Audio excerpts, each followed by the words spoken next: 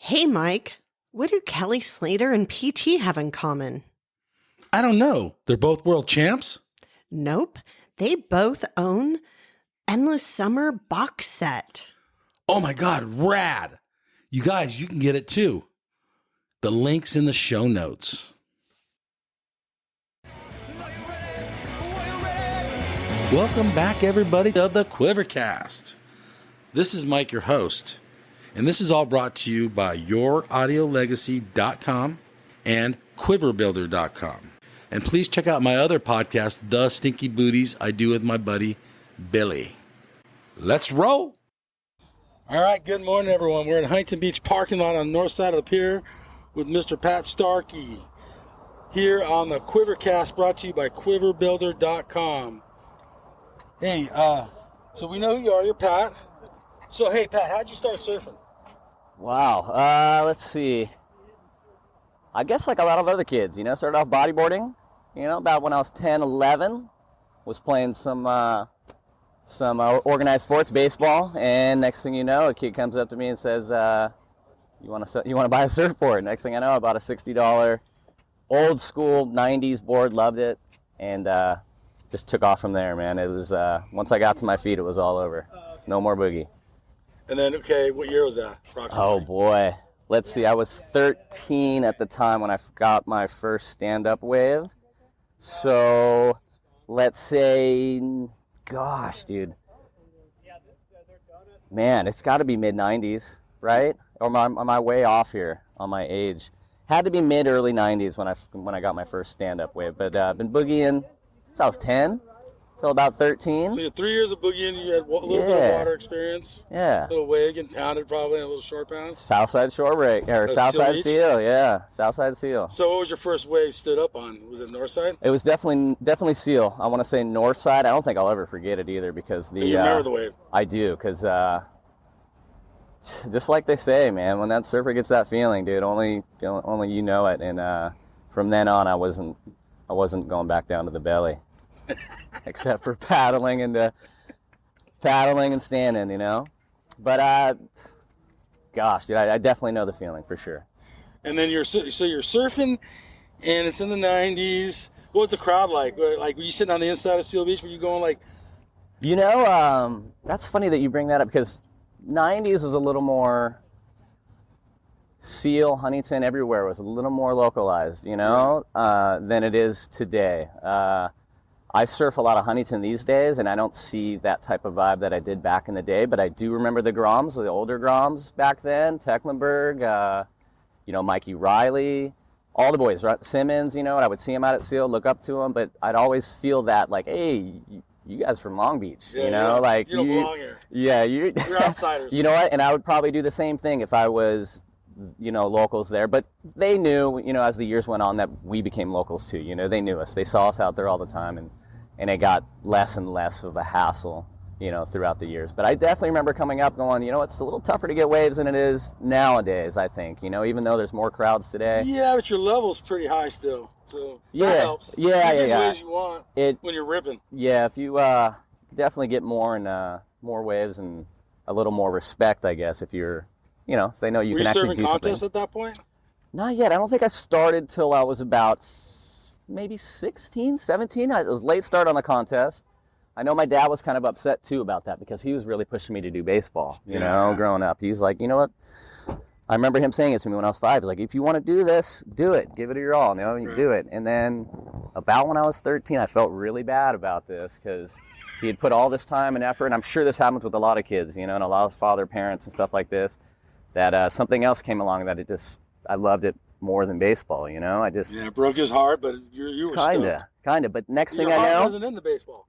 Not anymore. Not at that time. I'd already been playing, a good 9, 10 years almost straight, and then I noticed he kind of transitioned over from taking me to batting cages and stuff to 2-a-days on the weekends. He would drive me to the beach, and stay down there all day with me. And, oh, really? Cool. And the contest too. He would take me, and he was there. He was supportive. I couldn't ask for a better father to transition into something from like that, So he's always been supporting you. Absolutely. That's awesome. I know he was a little bummed, but I'm glad he. And he kept that quiet, or did he share it with anybody? No. I just kind of felt it a little bit, because playing baseball was decent, pretty athletic, and there could have been something there, but it got tiring. It got tired, and here I am, 25 years later, surfing, still love it, just like it was day one. It's hard when it's 90 degrees and you're on the diamond, where you could be like hanging out on the beach and it's 90 degrees and the waves are good. Yeah. You got your friends out in the water hooting and hollering and just having a blast. So, tell us one good short version, long story short, of a surf trip or a surf story, anything. It can be anything. You're showing up and it's 4 foot and offshore, or you went on a trip somewhere. With all this surfing and stuff, I haven't been to Hawaii yet. Really? Yeah. Been to Mex quite a few times. Went to Tahiti once. Tahiti was probably the pinnacle. Probably the best surf trip of my whole entire life. I was 20, 21. Surfing good, ripping? Surfing pretty good. Is that your peak? Where was your peak at surfing? Go ahead, and then we'll go back to the story. I'd say right now. Okay, there you go. No, you're ripping out there. This morning you're killing it. And I'll try to get better, especially with the help of Rich and stuff like that. But go back to Tahiti. But Tahiti, never experienced anything like it. 8 or 9 of us went, stood on huts in the water, right, island of Moorea, right on the water. It was just, couldn't ask for anything better. We were on the opposite side of the island to go surf. We would take a bus, and I remember there was swell for that week that we were there, and the opposite side of the island didn't really have that much surf. But when we took that bus ride to the other side of the island, we started seeing these outer reef sets start breaking, pounding, and we were kind of freaking out because none of us have been on a trip like this and experienced this type of power and waves and stuff like that. But it was unbelievable. I definitely surfed the biggest waves of my life that day, and that was probably a good 20 years ago. When I was 21. I'd say 12 to 15. Wow, I don't know. I'm talking faces here. I'm not talking Hawaii. I've never even been to Hawaii. But when I'm just, young man, pretty much still a kid, paddling out there and seeing these huge sized waves, it definitely got to me. And luckily, friends were out there with us to kind of keep it all together. And sweet. Yeah. So surf trips. You didn't chicken out. You were getting pushed. Oh, absolutely, dude. The guys, were you herring? I was a little worried for sure, dude. Yeah, and a couple of the local guys came out too, and there was a few waves where I was just like, dude, I think there's a bigger one out the back. I'm going on this one right here, and next I end up snaking, a local, and how'd that turn out? I remember him waving to me, dude, just saying, go in, dude, go in. We're a quarter mile paddle out, dude. This is on the, on a pass. Yeah, he was, but I was young at the time. I was freaking out. I'm like, dude, I think there's a bigger wave out there. I am turning and going on this one, and there was a couple ways that we were out there on the pass, kind of closing out the pass a little bit, and it was just, out of my level, but we were getting pushed. We had our friends out there. It was pretty safe, but we were all kind of freaking out. But it was good times for sure. Right on. That sounds like a rad trip. So, what's currently under your feet? What are you riding today? Oh, dude. Are you sticking with one board, or you got a couple in your quiver? I have quite a few boards. Last time I checked, I had 12. Just gave 2 of them away. They were all Richard Payne boards, man. Rich has kind of been like my surfing dad, I guess, so you could say. My dad is no longer with us. Pretty much my mentor, and I've never ridden anything else. We've just been experimenting together, trying to find the right volume, the right size. And we're getting better and better each board. The last 2 he made me were pretty insane. And I've been riding this past one that I just buckled today for a good 6 months at least. This thing is just fire, dude. I have no desire to even try. You're a little sad today due to the... Yeah, a little bit. You got waves on it? Yeah, I got a couple waves. Paddle back out thinking everything was fine and reach up to the nose of the board, and that thing is pretty much creased and buckled. And but I have a very good shaper / ding repair guy that's probably going to take it home and have it done for me tonight, So pretty stoked on that. But Richard Payne all the way through. I'm not riding anything else. There you go. Well, you might have already answered this question, but of all time, the whole surf career, what was your favorite board? All-time favorite career. It's got to be this last one because it's a 5.8. It's 25.5 liter Richard Payne model, man. This thing is a potato chip. It's been holding up. It's doesn't have any glass on it. It's probably a 4-ounce glass, but the thing is just... Is it poly or epoxy? It's a polyurethane. I have rode an epoxy in the past, just liked it. Got back on a PU from Rich on the very next board and love that one even more. So I don't know, there's something about the feel under my feet when I ride a PU board compared to an epoxy. Epoxies are fun. I like them, but a little springy but yeah. Yeah. I like epoxy, but that's why I asked the questions.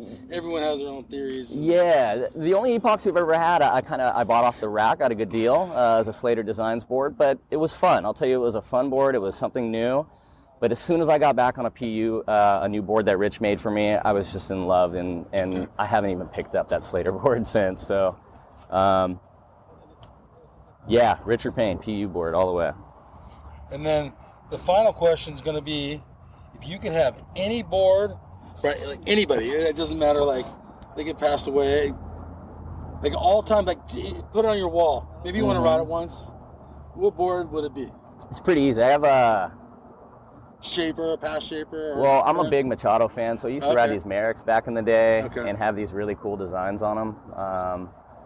But Machado, being a goofy footer, back in the Momentum days, he used to draw all types of crazy stuff on their boards, and he's had some pretty wild ones. But if I had to have like a moment, like a board collectible board, I would, why not my favorite surfer of all time? Start off with one of those. There you go. Something back to where he was riding, maybe a little longer, like the ones late 90s where they're all riding these longer potato super chips. like 18 or 17 and a half. Yeah, you're like, what are they riding? And now we're all riding these little smaller potato chips. So definitely a Machado board, man. That's something I would love to have. Cherish. So for the design of the shape of the board, or for his artwork? Or both? You want to comment? You want that board? Just seeing him for the first time back in the day in those Momentum videos and going, all right, Merrick, he's riding Merricks, okay, and then all the guys were always coming up with some kind of weird little design, whether it be Slater, Slater drew a crane, eating a frog, but the frog was never giving up, choking the crane's, neck, trying not to be swallowed. There's a lot of cool artwork. I think mainly that. The boards weren't really anything special. I don't think they would even work that well these days, to be honest with you. Yeah, but you're like, what? Yeah, I'd probably pick it up and go, they were riding this thing. It shows you how good they were. Yeah, exactly. Making them look really good. But yeah, something those maybe late 90s type of boards, So you ride it once, throw it on the wall, or you're just going straight to the wall? Probably straight to the wall, to be honest, I don't really experiment a lot with my boards, I just tell Rich, let's go a little off here. Let's go an inch, let's make it an inch shorter. Let's make it, a quarter inch wider, but I probably wouldn't ride it. I don't ride any other boards like long boards, or really, I just kind of stick to. So it's more like a childhood or young adults, like the guy you're stoked on. Yes, and still to this day, I mean, I don't see him surf as much as like man. I see more Slater these days, because he's still going, which I'm stoked on. I'm pushing for him, pulling for him because, God, what is he? Almost 50, and he's still. I think so. He's he just rips, man. He gets it, He's the best of all time, and. Rob gave him a run for his money, and I like Rob more because he's a goofy footer. Shoot, I'm a goofy footer, I was always an Aki guy. I love Curran, but the power, I like Aki, There's a couple cool shots. Luke Egan, Aki, back in the day. You remember when you were a kid looking at the magazines, opening them up and going, "Whoa, here we go, goofy footer, just killing it." I got the last episode or issue of Surfer, and I was so bummed. Like, that's it. Yeah, era's over. Yeah, it's crazy times that we're all going digital, and. But I still like the old guys for sure. I'm an old guy myself now, and I still look up to those same guys that I've always looked up to. Ripping a lot of the young kids out of the water, though. Trying to keep up. Thank you, Pat. Appreciate it, and thanks for the interview. Mike, thank you, buddy. Right. Thanks, everybody, for listening. Please follow us on Instagram and follow us on your favorite podcast platform. Give us 5 stars if you're listening to us on Apple. And do me a favor and tell a friend that Quivercast is back. I'd like to thank Blue Factory and Dave Hegstrom for the music. And I'll see you on the lineup.